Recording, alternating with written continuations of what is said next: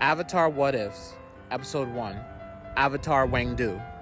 This air nomad avatar would have been a master at spiritual projection. Ever since he was a toddler, his spiritual connection would have been greater than most avatars. And since he was easily able to befriend spirits and could contact and communicate with his past lives at such a young age, he wrote down all the secrets and information they could provide him into scrolls which he coveted. Even Wan Xintong desired to obtain the secrets this avatar knew. Avatar What Ifs, Episode 2, Avatar Daki. Avatar Daki would have been known as the quickest and most evasive avatar.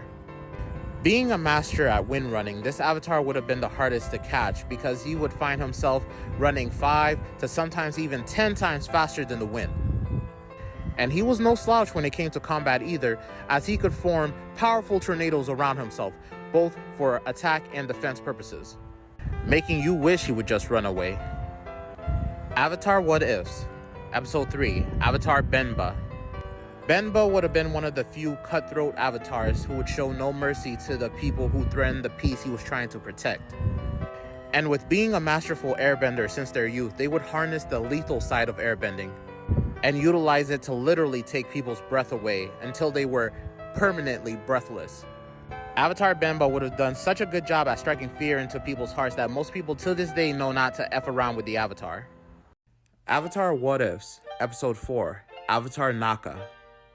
Naka would have been known for being the greatest healer in the avatar cycle. She would be so prolific in healing that she would even be able to give normal water traits of spirit oasis water, allowing her to not just be able to heal all wounds, but to even be able to revive someone back from the dead. And for all this healing power she would have possessed, she would have been known for being the most nurturing avatar. Avatar What Ifs, Episode 5, Avatar Mcken.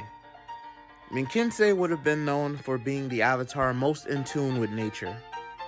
So much in fact that she could bend the water within plants and be the originator of plant bending. Mcken would have believed in peace in the start of her journey, but after seeing the unjust strife of the world would have developed plant bending to both protect the weak and harm the wicked, while always being on the side of nurturing nature. Avatar What Ifs, Episode 6, Avatar Plum. Plum would have been an avatar born in the Earth Kingdom, but being born with a genetic disposition to lava bend.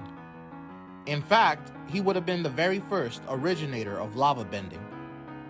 And with seeing the unique craft as being extremely useful, Plum would have been given the moniker Landmaker after utilizing lava bending to create lands that poor mistreated people could move to start new lives.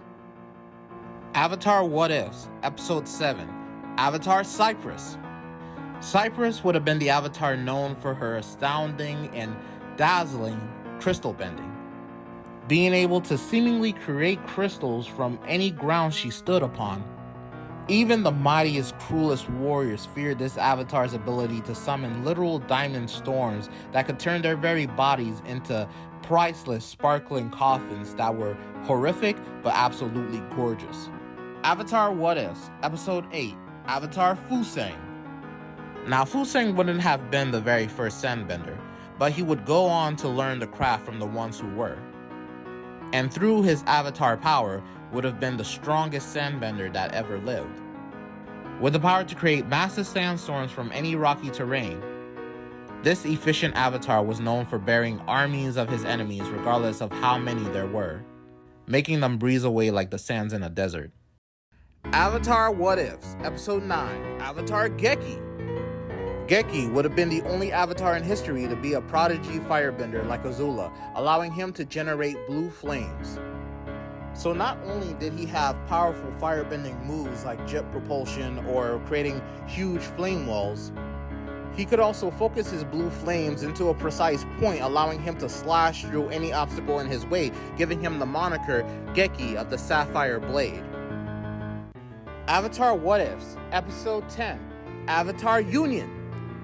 Union, with her immense power, would have been given nicknames such as Mistress of the Storm or Color of Thunder, as she would have been the only avatar to ever master generating lightning.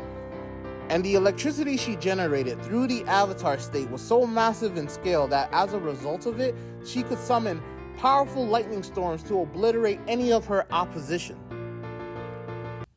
Avatar What Ifs, Episode 11, Avatar Souo. Souo would have had an obsession with a dragon, so much so that he would have started his journey off by learning the dragon dance from the Sun Warriors to become a master firebender.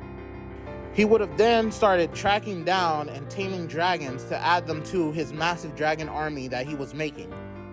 And all the dragons he collected weren't just fond of Souo, but respected his skill as dragon master as he rode them into battle against any foolish would-be dictators. If you enjoy these Avatar What Ifs, then like, share, subscribe, and follow. If you would like to hear more Avatar What Ifs on benders, non-benders, or heck, even spirits, then comment so below and ring that notification bell so you know first when those videos drop. Be sure to be active on the community board so we can better engage with one another. And also, don't forget to share these videos with your friends if they are also Avatar fans. Thank you for watching to the end of this video, and continue to stay great.